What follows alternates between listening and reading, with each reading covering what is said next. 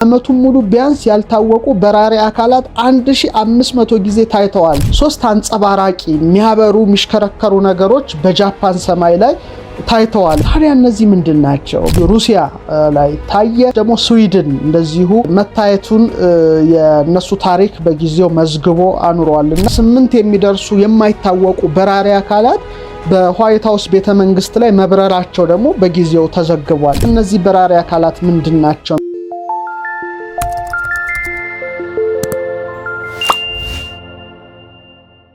ዛሬ የምነግራችሁ ስለ ዩኤፍኦ ስለማይታወቁ በራሪ አካላት ወይም ስለ ኤሊያንስ ወይም ስለ ባዕድ ፍጡራን ነው። በተለይ ወርሃ ሰኔ ላይ በሰሜን አሜሪካ የሴኔቱ ጉባኤው በአጠቃላይ ከመረጃዎችን ይሰማል ተብሎ ይጠበቃል። ምክንያቱም በቅርቡ በጣም የሚገራርሙ ነገሮች በሰማይ ላይ እየተከሰቱ ይገኛሉ። ለምሳሌ አንዳንድ የማይታወቁ በራሪ አካላት በሰማይ ሲበሩ እየታዩ የተለያዩ የባህር ኃይል ካሜራዎች ቪዲዮዎች እያነሷቸው እየለቀቁ ብዙ መነጋገሪያ ሆነዋል። በመሆኑ በዛሬው ዕለት እንግዲህ ስለ ዩኤፍኦ መረጃዎችን ይዤላችሁ ቀርባለሁ። እንግዲህ ስለ ኤሊያንስ ወይም ስለ ባዕድ ፍጡራን ምንነት ወይም ስለ ዩኤፍኦ የማይታወቁ በራሪ አካላት ያለውን መረጃ ነው ምነግራችሁ። ከጥንት ጀምሮ እስከ ዛሬ ድረስ ምን አይነት መረጃዎች ነበሩ የሚለውን ነገር ነው ዛሬ እንዳስሰው። ስለነዚህ ያልታወቁ በራሪ አካላት ያለውን መረጃ ነው ማካፈላችሁ። ክቡራንና ክቡራት ቆይታችሁ ከኔ ጋራ ይሁን በማለት እስቲ ስለ ኤሊያኖች እነግራችኋለሁ። በመቀጠል ደግሞ ስለ ዩኤፍኦ ነው ምነግራችሁ። ትርጉሙንም ዘርዘር አድርጌ ለማቅረብ እሞክራለሁ። እንግዲህ ኤሊያኖች የሚለውን ቃል ሳይንስ ተረጉመዋል። ብዙ ፍቺዎች አሉት። ከፍቺዎቹ መካከል ምንድነው? እኛ ከምንኖርበት ምድር ላይ ያልሆነ ሌላ ፍጥረትን ኤሊያን ይለዋል ሳይንስ። እንግዲህ ብዙዎች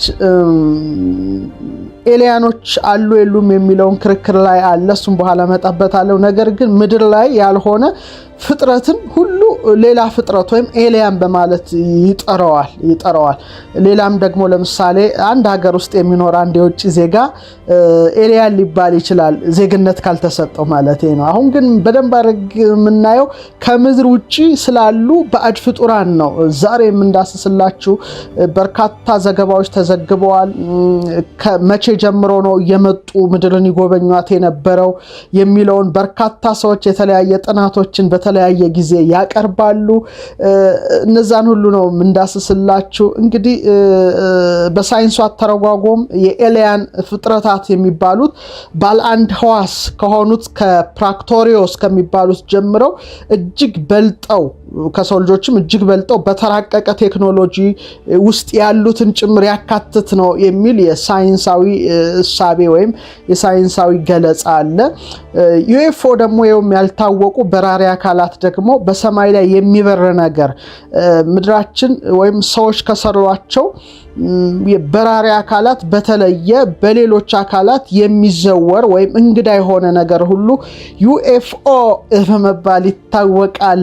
እነዚህ ነገሮች ምንድናቸው የሚለውን ነው ዛሬ ጨመርመር አድርገን የምንዳስሰው። እስቲ ወደኛ መጻሕፍት ደግሞ ወደ ጥንቱ የግዕዝ ሰነዶቻችን ስንገባ እነዚህ ለየት ያሉ ፍጡራንን ካለ ፍጥረት ይላቸዋል። ካለ ፍጥረት ሌላ ፍጥረት እንደማለት ይመስላል። ካለ ፍጥረት ይላቸዋል። አንዳንዴ ደግሞ ሰበዳአት ይላቸዋል። እሱን ብዙ በመጨረሻ አካባቢ ልዳስስ እችላለሁ። ካለ ፍጥረት ወይም ባዕድ ፍጡራን የሚባሉ ነገሮች አሉ። እንግዲህ በተለያየ ጊዜ በተለያየ ቦታ እነዚህ ያልታወቁ በራሪ አካላት ወይም ዩፎዎች ወይም ዩኤፍኦዎች ተብለው የሚጠሩት ታይተዋል ይባላል። በተለይ በሰሜን አሜሪካ፣ በራሻ፣ በብራዚል፣ በፈረንሳይ፣ በአህጉራችን በአፍሪካ ጭምር ታይተዋል የሚል በርካታ የሆነ ዘገባ በተለያዩ ጊዜያት ሲዘገብ እንደነበረ ብዙዎቻችሁ ታውቃላችሁና መረጃውን በየኢንተርኔቱ ስላለ ያንን ጉግል በማድረግ ማወቅ ትችላላችሁ የሚል እሳቤ ያለኝ እና ከጥንት ጀምሮ እስካሁን ድረስ ይታያሉ። እስከ 21ኛው ክፍለ ዘመን ድረስ የሚል ነው የሳይንሱ እሳቤ የያዘው። ለምሳሌ የሮም ኢምፓየር በጣም ታላቅ በነበረ ጊዜ ታይተዋል የሚል እነዚህ ያልታወቁ በራሪ አካላት ታይተዋል የሚል አንድ ሰነድ የጥንት ሰነድ ይገኛል። ለምሳሌ ኮሎምቦስ አትላንቲክን አቋርጦ አሜሪካን ለማግኘት ሲጓዝ ያን ጊዜም ኤሊያኖች ወይም ካልፍ ፍጡራን ወይም ባዕድ ፍጡራን ነበሩ የሚል ሌላ አንድ እሳቤ አለ። ሌላው ንጉስ ቴዎዶሲዮስ በጣም ታዋቂ በጥንት ጊዜ የነበረ ንጉስ ነው።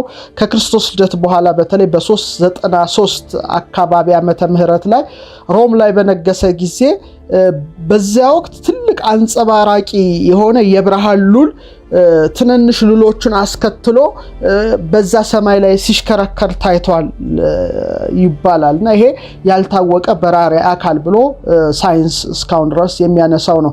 ሌላው በ989 ዓመተ ምህረት እንደዚሁ 3 አንጸባራቂ የሚያበሩ የሚሽከረከሩ ነገሮች በጃፓን ሰማይ ላይ ታይተዋል። ግን እነዛ የሚበሩ የሚያብረቀርቁ የሚሄዱ ነገሮች ምን ይሁኑ ምን ስላልታወቁ ዩኤፍኦ ያልታወቁ ፍላይንግ ኦብጀክት በራሪ አካላት ብሎ ሳይንስ መዝግቧቸዋል። እና እነዚህ በጃፓን ሰማይ ላይ የታዩት 3 ነገሮች ተዋህዱና አንድ ትልቅ ብርሃናማ የሆነ ኳስ ሰርተው እንደነበረ እንግዲህ ጥንታዊያት መዛግብት ያስረዳሉ። ታዲያ እነዚህ ምንድን ናቸው? ብዙዎቻችሁ እየጠየቃችሁ ነው። ወደ ኋላ ላይ እንግዲህ በተቻለን አቅም ለመዳሰስ እንሞክራለን። እንግዲህ ወደ 750 ዓመታት ክስተቶችን ወደ ኋላ መለስ ብለን ራሱ ብንዳስስ በ1271 ዓመተ ምህረት ጃፓን ሰማይ ላይ የሚያበራ የሚያንጸባርቅ ያልታወቀ በራሪ አካል ታይቷል ተብሎ በጃፓን ታሪክ ላይ ተመዝግቧል። እንግዲህ በጣም ገራሚ ነገር ነው። ያበራል፣ ያንጸባርቃል፣ ይሽከረከራል፣ ይዘዋወራል። ይሄ እንግዲህ በጊዜው በ1271 ዓመተ ምህረት ላይ ታየ ተብሎ ያው ታሪክ የመዘገበው ነው። ሌላው በ1290 አካባቢ ደግሞ እንግሊዝ እንደዚሁ አንድ በራሪ ነገር እንደታየ ተጽፏል። በ1479 ዓመተ ምህረት ደግሞ ብዙ መስኮቶች ያሉት ይሄኛው ደግሞ በራሪ አካል ብዙ መስኮቶች ይታያሉ። አረቢያ አካባቢ ላይ የታየ አንድ በራሪ አካል ነው፣ ባለ ብዙ መስኮቶች ነው። እንግዲህ ሰዎች ከሰሩት ማሽን ወይም በራሪ ነገር የተለየ ነው። ሌላው በ1566 ላይ እንደዚሁ ስዊዘርላንድ እንደታየ የስዊዘርላንድ ታሪክ እንደዚሁ መዝግቦ አኑሮልናል። ሌላው በ1666 ዓመተ ምህረት ላይ እንደዚሁ ሩሲያ ላይ ታየ። በ1766 ደግሞ ስዊድን እንደዚሁ መታየቱን የነሱ ታሪክ በጊዜው መዝግቦ አኑሯልና እንግዲህ ላለፉት ጊዜያት በጣም ብዙ በራሪ ነገሮች በተለያዩ ሀገር ሲታዩ የየሀገራቱ የታሪክ አጥኞች መዝግበው አስፍረዋልና እነዚህ ነገሮች ከበፊት ጀምሮ ይታዩ እንደነበር ነው እንግዲህ ጥናቶችና ምርምሮች የሚጠቁሙት። ሌላው በጣም አስገራሚው ነገር በ15ኛው ክፍለ ዘመን የተገኙ ዋሻዎች አሉ። ለምሳሌ በቁፈራ አርኪኦሎጂስቶች ያገኛሉ። እነዚህ ዋሻዎች ውስጥ ሲገቡ የዋሻ ውስጥ ምስሎች ይታያሉ። እነዛ የተቀረጹ ምስሎች ለየት ያሉ ምስሎች ናቸው እና እነዛ ምስሎች ሰውን የሚመስሉ አይደሉም። ስለዚህ ኤሊያኖች ናቸው የሚል ነው እሳቤው። ሌላው አውስትራሊያ ላይ እንደዚሁ የተገኙት የአለት ላይ ቅርጾች ትንሽ ለየት ያሉ ከምናውቀው ነገር ለየት ያሉ ነገሮች ነው የሚታዩት። አህጉራችን አፍሪካም ውስጥ ደግሞ የተለያዩ ዋሻ ውስጥ ብትገቡ የተለያዩ ቅቦችና ምስሎች ይገኛሉ። እነዛ ቅቦችና ምስሎች ውስጥ ደግሞ ገራሚ ነገሮችን ታያላችሁና በኢትዮጵያ ጥንታዊያት ብራና መዛግብት ላይም እንደዚሁ የተለያዩ አይነት መልክ ያላቸው ፍጡራን ተስለው አይቻለው። እንግዲህ ምናልባት በስክሪኑ ላይም ላሳያችሁ እችላለሁ ብዬ አስባለሁ። እነዚህ የምታዩቸው እንግዲህ በግድግዳ ላይ የተሳሉ ስዕሎች ለየት ያሉ ፍጡራን የያዙ ሲሆኑ እንግዲህ ካለ ፍጡራን ምድራችንን ይጎበኙ ነበረ የሚለው ነገርን ጠንከር ተደርጎ በብዙ ሰዎች ዘንድ እየተነገረ ዛሬ ድረስ አለ። እንግዲህ በካርቦን የጊዜ አለካክ በዓለም ላይ ያሉ አርኪኦሎጂ ማጥኛ ቦታዎች ላይ የተለያዩ ጥናቶች ተደርጓል እና የተለያዩ ቅርጻ ቅርጾች የተለያዩ ስዕላት ተገኝተዋል እና እነዚህ ስዕላት ደግሞ ብዙ ዓመታት ያስቆጠሩ ሲሆን እጅግ የሰለጠኑ ነገሮች የሰሯቸው ይመስላል። አሁን ዓለም ላይ ያለው ቴክኖሎጂ ይሰሩ ነበር እንደማለት ይመስላል። እንግዲህ ስዕሎቹ ላይ እንደምታዩቸው የአውሮፕላን የዋይፋይ አይነት ምልክቶች የተለያዩ ነገሮች እንግዲህ ጥንት ተስለው ታይተዋል። ይሄ ነገር እንዴት ነው የሚለው እስካሁን ድረስ እንቆቅልሽ ሆኗል። ሌላው የሩሲያ አርኪኦሎጂስት ደግሞ በኔፓል ከዩፎዎች ጋርና ኤሊያኖች ጋር የተያያዘ አንድ ከብረትና ሴራሚክ የተሰራ ትልቅ ዝርግ ዕቃ አግኝቷል።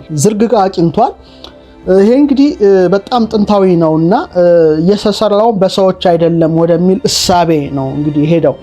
ሌላው በ1912 ዓመተ ምህረት ደቡብ አፍሪካ እንደዚሁ ግዙፍ የሆነ የሰው እግር ዱካ ተገኝቷል። ስክሪኑ ላይ እንደምታዩት እና የግራናይት ድንጋይ ላይ ነው ቅርጽ ሰርቶ የተገኙ። በጣም ግዙፍ ነው እንደምታዩት እና ይሄ ቅርጽ እንግዲህ ምንድን ነበረ የሚለው ነገር እስካሁን ድረስ እንቆቅልሽ ሆኖ እንደቀጠለ ነው። ሌላው የአንድ ሃርቫርድ ዩኒቨርሲቲ ታዋቂ አርኪኦሎጂስት ደግሞ የግብፅ ፒራሚዶች ደግሞ በግብፃውያን አልተሰሩም ይላል። ምናልባት በካል ፍጡራን ተሰሩ ወደ ማለት ይመስላል። እንግዲህ ነገሩ በዚህ ዙሪያ ወደፊት ራሱን ችሎ አንድ ምርጥ ነገር ይዤላችሁ ቀርባለሁ። ሀሳብ አስተያየታችሁን እያየሁ ነው። በጣም ደስ ብሎኛል። እንደዚህ አይነት እውቀት ስታገኙ መልካም ነው ብዬ አስባለሁ።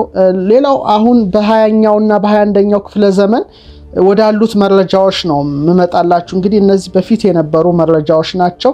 20ና 21ኛው ክፍለ ዘመን ላይ ያሉት መረጃዎች ግን በተለይ የማይታወቁ በራሪ አካላት ወይም ኤሊያን ዙሪያ የተሰሩ ብዙ ጥናቶች አሉ። በተለይ ብዙዎች የሚናገሩት በ20ኛው ክፍለ ዘመን በአሜሪካ በጣም ስለ ዩፎዎች ብዙ የተወራለት ክስተት ሐምሌ 1947 የሮስዌል ክስተት ነው።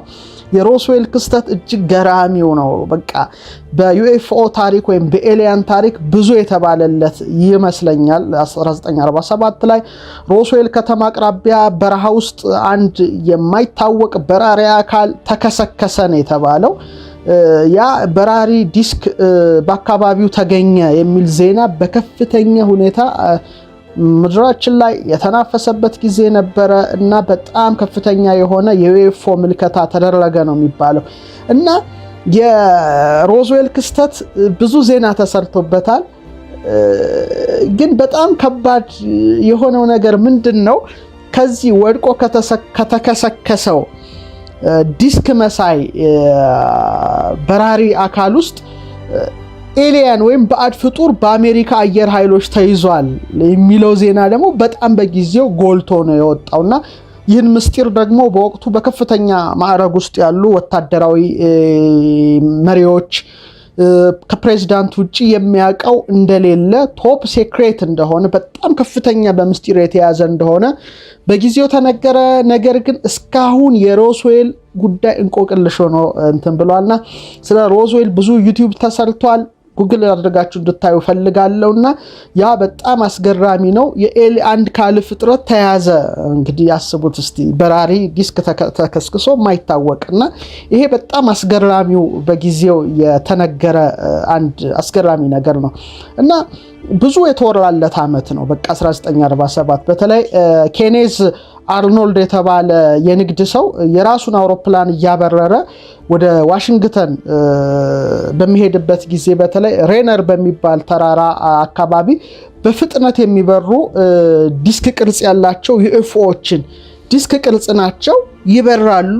ዩኤፍኦዎች ያልታወቁ በራሪ አካላትን ማየቱን ተናገረና 1947 ብዙ የተባለለት ነው እና ብዙ ክስተቶች ተመዝግበውበታል። በአሜሪካ ብቻ እንግዲህ ተመልከቱ። በዛ ሰዓት ሰኔ 15 1947 እስከ ሐምሌ 15 1947 832 ጊዜ መከሰታቸው ተዘግቧል። አስቡት እንግዲህ በአንድ ወር ብቻ ነው የምነግራችሁ። በአንድ ወር ብቻ 837 ጊዜ ተከሰተ የተባለው በ1947 ነውና ዓመቱን ሙሉ ቢያንስ ያልታወቁ በራሪ አካላት 1500 ጊዜ ታይተዋል ተብሎ በጊዜው ዘገባ ቀርቦበታልና በተለይ ሐምሌ 19 ሐምሌ 20 1952 ደግሞ 8 የሚደርሱ የማይታወቁ በራሪ አካላት በዋይት ሃውስ ቤተመንግስት ላይ መብረራቸው ደግሞ በጊዜው ተዘግቧል። ይሄ በጣም ምስጢራዊ የሆነና እስካሁን ድረስ እንቆቅልሹ ያልተፈታ የሮስዌል ክስተት ዛሬ ድረስ እስካሁን ሲነገር ይኖራልና እነዚህ በራሪ አካላት ምንድናቸው የሚለው ነው እስካሁን እንቆቅልሽ ላይ ያለው። እንግዲህ በዚህ ጉዳይ ጥናት የሚያደርጉ ተመራማሪዎች ብዙ ጊዜ የሚያቀርቡት ነገር አለ። አሜሪካን ሲመሩ የነበሩ የተለያዩ መራሄ መንግስታት ስለ ኤሊያኖች ወይም ስለ ባዕድ ፍጡራን ወይም ስለማይታወቁ በራሪ አካላት ግልጽ ያልሆነ መረጃ ዛሬ ድረስ ይሰጣሉ ብለው ይሞግታሉ። እውነት ነው። አብዛኛውን ጊዜ ስናይ ግልጽ ያልሆነ መረጃዎች ነው፣ ወይም ዝርዝር አድርገው አይናገሩም፣ ትንሽ ነገር ጣል አድርገው ያቆማሉ። ስለዚህ የሚቃረኑ መረጃዎች አንዳንድ ጊዜ ይታይባቸዋል። ስለዚህ ህዝብን መደበቅ የሚፈልጉት ነገር አለ እንጂ ይሄ ነገር ምስጢር ሆኖ እንዲቀመጥ ለምን ፈለጉ የሚል በርካታ ነገሮችን ነው ዛሬ ድረስ የሚያነሱት። ሆኖም ግን እንግዲህ አሁን ሰኔ ላይ በአሜሪካ ሴኔት ትልልቅ በስለላውም ያሉ በጦር መኮንኖችን በከፍተኛ ደረጃ ያሉት በአሜሪካ ሴኔት ፊት ቀርበው ይናገራሉ ተብሎ ይጠበቃል። ዜናውን እኛም በጉጉት እየጠበቅነው ነው። ክቡራና ክቡራት እንግዲህ ላይክ በማድረግ ሀሳብ አስተያየታችሁን በመስጠት እንድትሳተፉ ፈልጋለሁ። ብዙዎች ታያላችሁ፣ ግን ላይኩ ትንሽ ነው። አድፍጦ መመልከት የተከለከለ ነው።